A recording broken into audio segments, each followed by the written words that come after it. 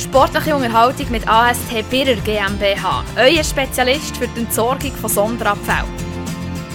ast-birrer.ch.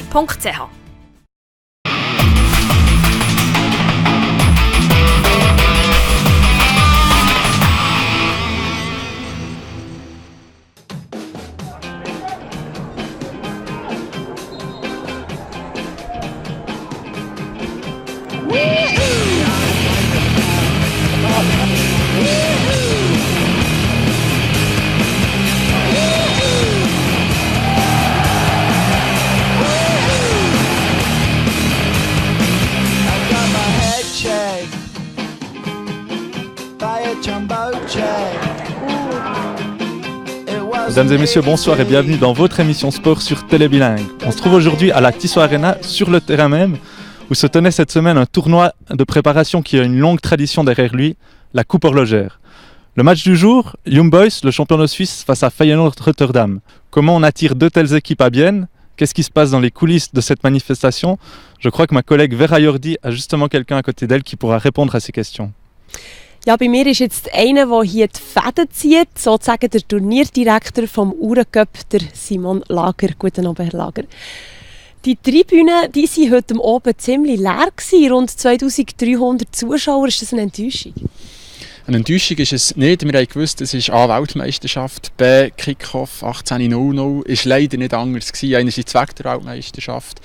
Andererseits haben wir uns halt wirklich auch in diesem so kurzen Zeitfenster, das uns ist zur Verfügung gestanden, für das Turnier durchzuführen, wegen der UEFA-Termine, Qualifikationsrunden auf der einen Seite, die FIFA-WM auf der anderen Seite, haben wir schlicht keine andere Wahl gehabt, dass das terminlich hat passt für die Young Boys, für den FC Basel, aber zuletzt auch für die ausländischen Teams. Entsprechend haben wir probiert, in der Kalkulation das zu berücksichtigen, im Wissen darum, dass wir natürlich niemals das Level werden erreichen von letztes Jahr mit Benfica Lissabon, wo ganz viele Portugiesen angezogen und Stoke City mit dem Shaqiri. Insofern würde ich nicht sagen, ist es eine Enttäuschung. Es ist sicher schade, haben wir gestern im Speziellen nicht mehr Basler gehabt, da haben wir definitiv mehr erhofft. Dafür sind wir positiv überrascht worden mit fast 500 Fans von Wolverhampton.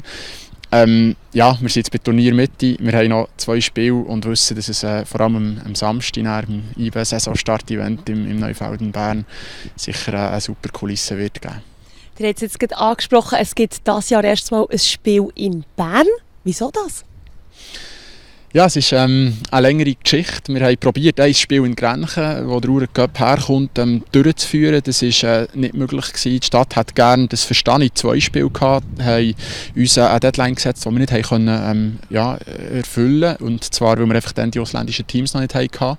Und dann wäre der Spielplan gar nicht umsetzbar gewesen, je nach Mannschaft, die wir haben verpflichtet wegen Sicherheit und Infrastruktur. Und entsprechend sind wir dann halt gezwungen gewesen, einen Entscheid zu fällen und sind dann so auf Bern gekommen. Klar, jetzt mit dem Meistertitel verbunden haben wir auch die Hoffnung, dass das Neufeld, das IB während 5 Saison, anfangs der 0er-Jahre, die Fans hat gefesselt nach schwierigen 90er-Jahren, die Euphorie können entfachen, die jetzt wieder da ist rund um das Team.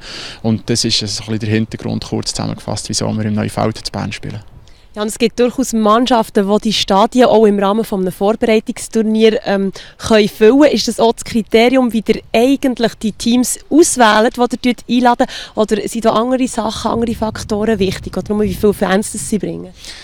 Definitiv nicht. Es ist ein Kriterienkatalog, aber man muss auch sagen, es ist kein Wunschkonzert. Es wird immer schwieriger, immer mehr Agenten, die da im Spiel involviert sind. Es ist ein längerer Prozess geworden und am Schluss haben wir auch gesagt, wir wollen eine Mannschaft, die Kult hat oder eine grosse Fanbasis. Im Jahr 1 hier, wo wir haben übernommen haben, wir Austria gehabt, die haben Kult gebracht. Jetzt haben wir Wolverhampton, eine der traditionsreichsten englischen Mannschaften, die in die Premier League ist aufgestiegen. Ganz spannender portugiesischer Fußball zeigt. Feyenoord, glaube ich, eine ganz grosse Mannschaft. Also, von den Teams her, das Setup ist super und ich bin überzeugt, ohne WM und mit besseren Anspielzeiten kommen hier sicher mehr Zuschauer, wobei jetzt der grosse Test sicher am Freitag wird sein, wenn kein WM-Match ist und Kickoff am 8. Und da wird es ja zeigen, ob und wie fest das Turnier hier in Biel jetzt hat können verankert werden und es vielleicht auch in Zukunft wird sein.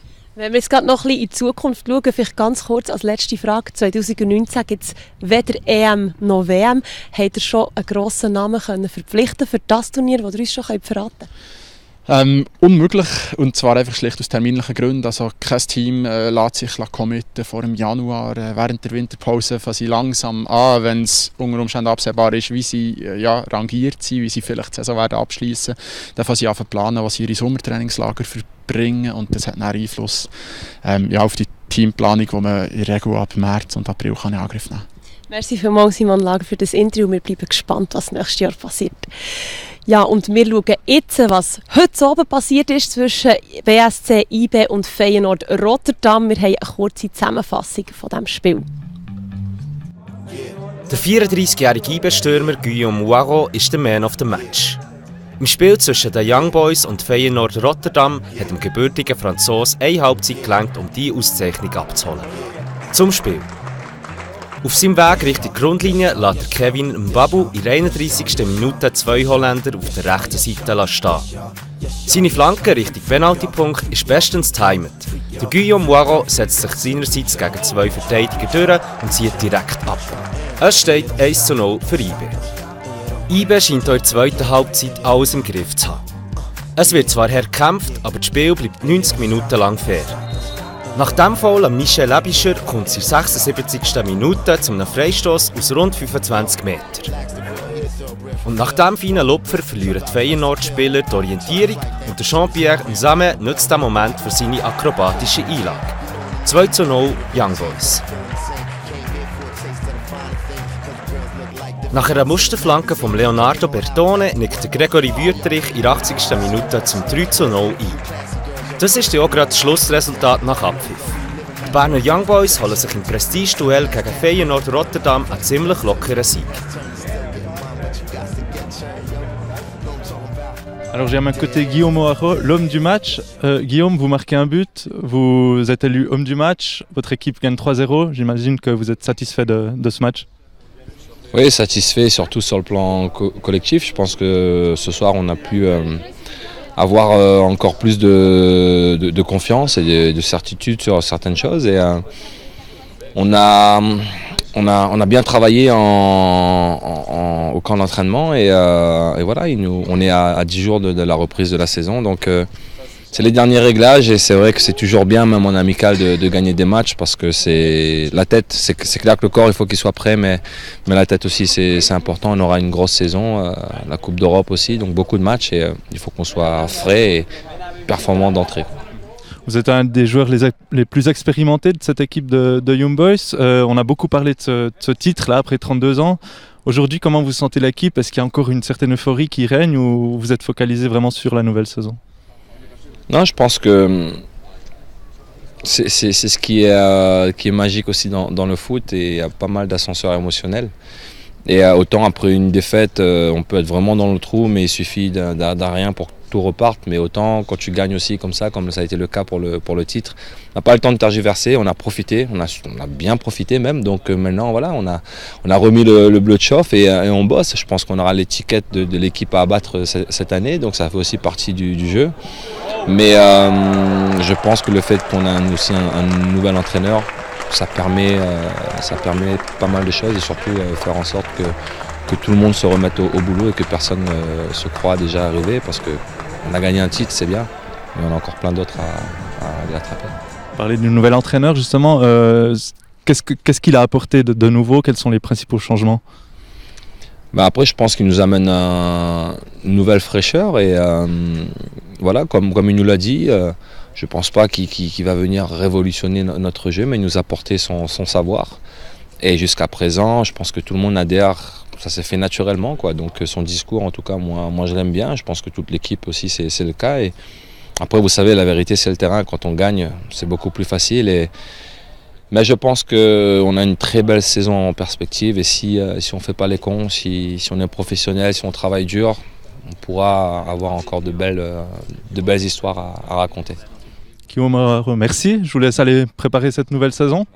Quant à nous, je vous propose de passer du foot à l'hippisme. Il y avait ce week-end se tenaient les journées équestres à Tavannes.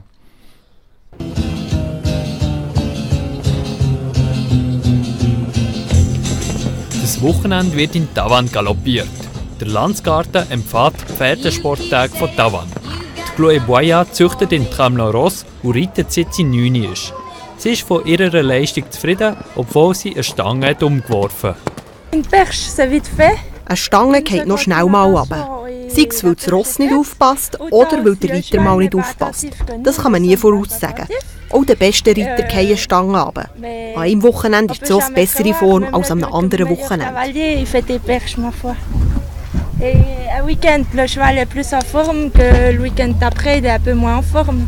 Ihr Ross, der Saturne des Aurores, ist neu in dieser Sprungkategorie.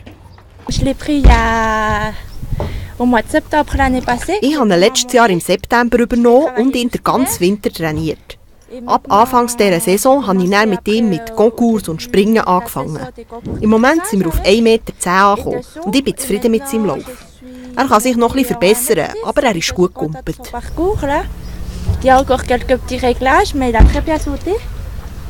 Der Saturne des Aurores ist nicht das einzige Ross, das die Bleu Boya in diesem Wettkampf reitet. Sie hat 4 verschiedene Ross, je nach Kategorie.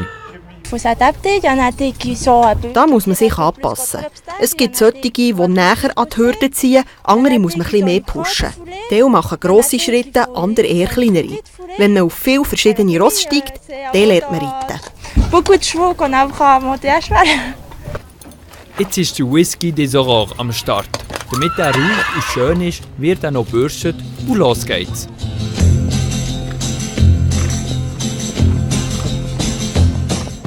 Ja, vom Reitsport zurück hier in die Tissot Arena an Uhrencup. Wir sind am Schluss von der heutigen Sendung. Weiter geht es nächste Woche mit Rudern und dem Seeklub Biel. Wir sehen uns dann wieder. Habt's gut.